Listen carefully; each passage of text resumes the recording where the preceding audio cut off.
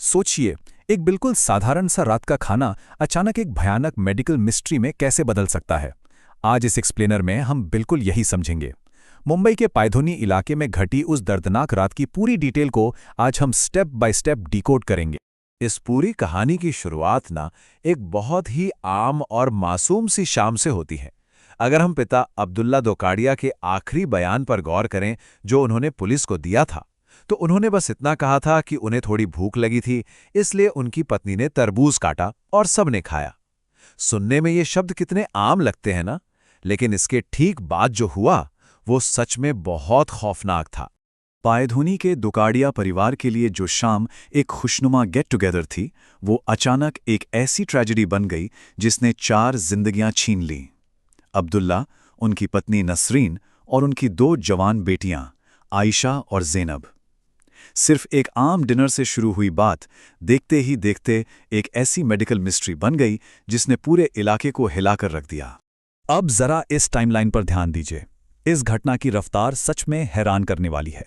रात को सबने मिलके मटन पुलाव खाया और करीब आधी रात तक सारे मेहमान वहां से चले गए। फिर रात के लगभग 1 बजे परिवार ने वही तरबूज खाया और बस महज 4 घंटे बाद सुबह 5 बजे के करीब उन्हें भयंकर उल्टियां और डिहाइड्रेशन शुरू हो गया। सुबह होते होते तो इन चारों ने जेजे हॉस्पिटल में दम ही तोड़ दिया। वक्त कितनी तेजी से रेत की तरह हाथ से फिसल रहा था, इसका दर्दनाक एहसास इनके पड़ोसी डॉक्टर जैद कुरैशी के इस बयान से होता है। उन्होंने बताया कि कैसे एक आखिरी बेचैन कोशिश में उन्होंने ज़ैनब को सीपीआर दिया क्योंकि उसे सांस लेने में भारी तकलीफ हो रही थी, पर अफसोस कोई भी कोशिश काम नहीं आई।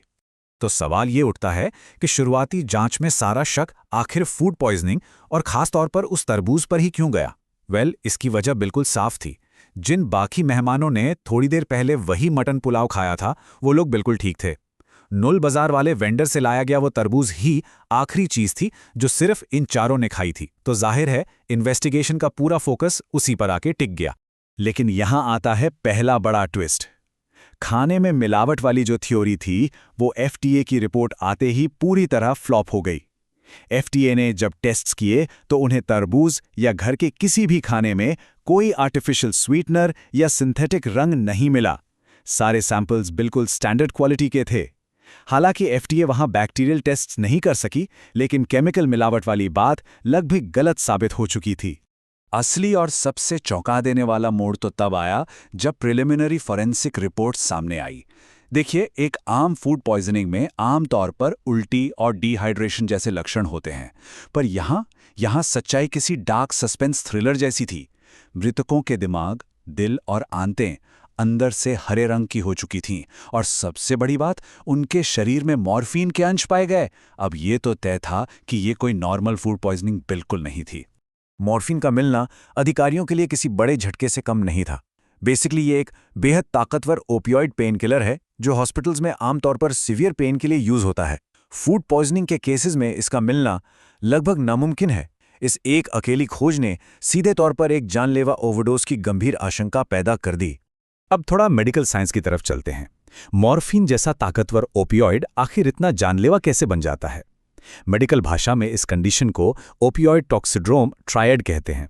इसमें होता यह है कि इंसान का होश धुंधला होने लगता है, आंखों की पुतलियां बिल्कुल सिकुड़ जाती हैं और सबसे भयंकर असर पड़ता है रेस्पिरेटरी सिस्टम पर, यानी सांस लेने की क्षमता लगभग रुकने लगती है। अगर इसे और आसान भाषा में समझें तो ये ट्रेजेडी सिर्फ एक डाइजेस्टिव फेलियर नहीं थी। ये ओपियोइड्स सीधे दिमाग और स्पाइनल कॉर्ड के न्यूरल रिसेप्टर्स से जुड़ जाते हैं। एक बार ये जुड़ गए तो सेंट्रल नर्वस सिस्टम का कम्युनिकेशन पूरी तरह कट हो जाता है। दिमाग सांस लेने का कमांड देना ही बंद कर देता है, जिससे शरीर में ऑक्सीजन की भारी कमी हो जाती है, जिसे सेरेब्रल हाइपोक्सिया कहते हैं, और यही आखिर में इररिवर्सिबल ब्रेन डैमेज या हार्ट अटैक का कारण बन जाता है। और ये खतरा सिर्फ इस एक केस तक सीमित नहीं है। एक आंकड़े पर गौर करें। दुनिया भर में हर साल ओपियोइड ओवरडोज के कारण 1,10,000 से ज्यादा मौतें होती हैं। ये बहुत बड़ा नंबर है। ये डेटा खुद इस बात का सबूत है कि बिना सही मेडिकल सुपरविजन के इन दवाइयों का संपर्क कितना ज्यादा घातक साबित हो सकता है। इस ताकतवर ओपियोइड की अचानक मौजूदगी और उन इंटरनल ऑर्गन्स का असामान्य हरे रंग में बदल जाना, इन दो चीज़ों ने पुलिस को अब 4 बिल्कुल अलग दिशाओं में जांच करने पर मजबूर कर दिया है। पहला, एक्सीडेंटल एक्सपोजर, क्या घर में ऐसी किसी दवा के साथ अनजाने में संपर्क हुआ? दूसरा, टॉक्सिक अडल्ट्रेशन, क्या खाने में किसी ने जानबूझकर मिलावट की थी? तीसरा एंगल है मेडिकल इंटरवेंशन का, क्या परिवार का पहले से कोई ऐसा ट्रीटमेंट चल रहा था जिसकी जानकारी किसी को नहीं थी?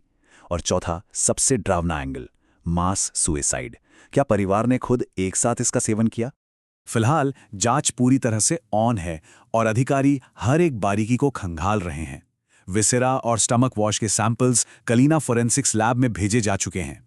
वहीं मीट सैंपल्स को प्रोटीन एनालिसिस के लिए बीएमसी लैब्स में टेस्ट किया जा रहा है। एक्सपर्ट्स इन सैंपल्स को पॉइजन्स के एक बहुत बड़े डेटाबेस से मिलाकर देख रहे हैं। पर इन सब के बीच एक डिटेल जो सबसे ज्यादा हैरान करती है वो ये कि वो तरबूज बेचने वाला वेंडर अब तक लापता है।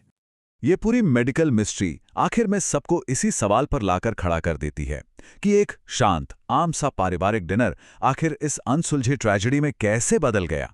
क्या ये किसी घातक दवाई का अनजाना संपर्क था, कोई गहरी साजिश थी, या कोई ऐसा दर्द जो मास सुसाइड तक ले गया? जब तक फोरेंसिक्स की आखिरी रिपोर्ट सामने नहीं आती, पिथिलोनी की उस रात का ये राज ऐसे ही गहरा और खौफनाक बना रहेगा।